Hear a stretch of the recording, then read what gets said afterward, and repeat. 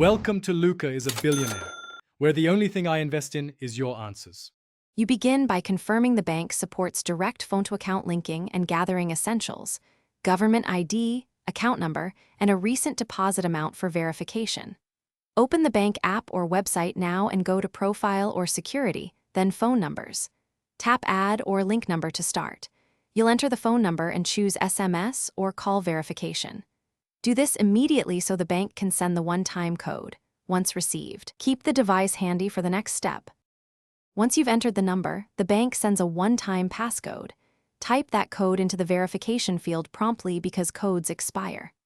Next, the bank may ask for secondary verification, last 4 digits of your SSN, a security question, or a micro deposit amount from the account. Check transaction history and enter the exact cents.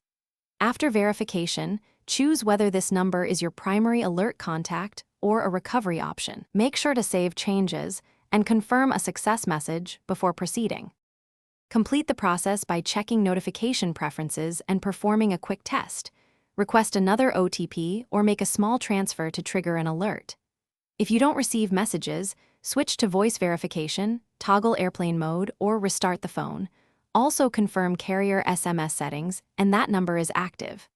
If problems persist, contact bank support with the transaction reference, timestamps, and screenshots. They can reinitiate verification or remove stale number. Thanks for watching and please subscribe. It's the best investment you'll ever make.